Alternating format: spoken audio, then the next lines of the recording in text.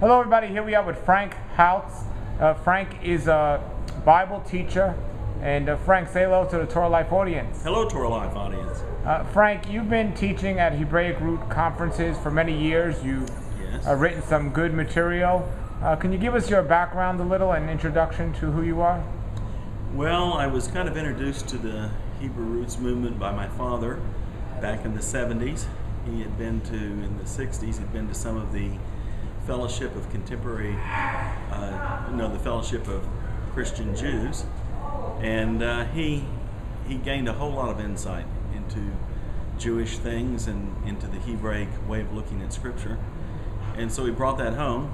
I was probably a teenager at that time, and then in about 1972 he started a congregation which had kind of a Hebrew influence to it, and we've developed over the years. We now have a congregation that is a Sabbath-keeping, feast-keeping, Torah-keeping congregation in Winchester, Kentucky. We've been together 20-something years, and we've learned an awful lot over that time. Great. Now, did you grow up Hebraic Roots?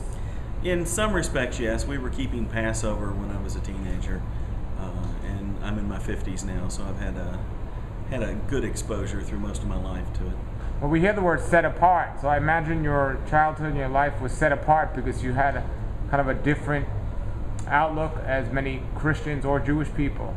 We did, but honestly we don't see it that much different from the way the church has presented things. We see it as a little bit more of a nuance or a additional information that would benefit the church. And so as I grew up in a church that was seeking out the feast, to me it looks like a continuation of a theme that I learned in my youth. As you teach the Bible, what is the most controversial or some of the most controversial subjects that come up repeatedly?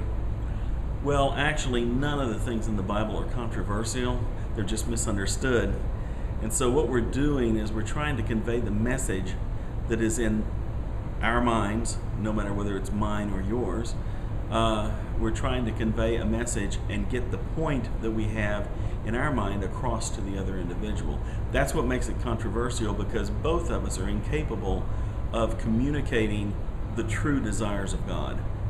And so we try, and we'll make a statement and the other one will say, no, not quite that way. But the truth of the matter is we're probably more agreed than we are disagreed. Is there one particular topic that stands out the most for you that you're passionate about teaching or you're known for teaching? I am passionate about teaching methodology. In fact, I've just kind of discovered that about myself. I started looking over what I've taught over the last 20 years, and it seems like methodology has been the crux of my ministry. I have a seminar that I give which is called Biblical Research Techniques Seminar, and what I'm doing is teaching people how to study. I'm giving them the tools, I'm showing them the concordances, the lexicons, and various things, and showing how to put them together and use them to be able to get a good understanding of what Scripture is trying to convey, or what God's trying to convey through the Scripture. But I also teach about subjects like hermeneutics, semiotics, etymology, just various disciplines that are connected with our study of the Bible, which we rarely even know are connected. But I will try to give patterns that you can follow to be able to make good decisions. Even our understanding of history, one person can read a quote and come to one conclusion, and another person can read the same quote and come to another conclusion. Why is that? It's because our paradigms are different. It's because our intent often is different, what we're trying to prove, and it's sometimes because we don't even read the context to the quote. So if we go back and look at it in a bigger picture rather than focusing in on the small picture, we often find that the intent of the individual is more clear and may not be saying what we've thought. I often meet Christians who it took them many, many years to figure out the idea of the original covenant, the Torah, and Hebraic roots. And I used to think they were just deceived because they weren't reading their Bible, but after more study, find out they actually were reading their Bible. They just didn't get it. Why do you think it takes Christians sometimes years before they're reading their Bible, the information's there, till they really finally put it into understanding? That's a good question.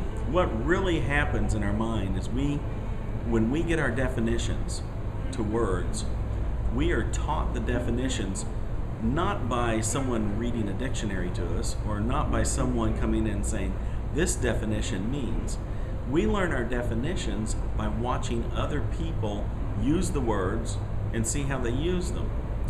So when they use those words and we hear them used, we form a definition in our mind subconsciously. Well, what happens when you're a child and you hear these definitions? What happens when you grow up and the definition isn't exactly as you believed or perceived when you were a kid? Well, that's the case with the scripture.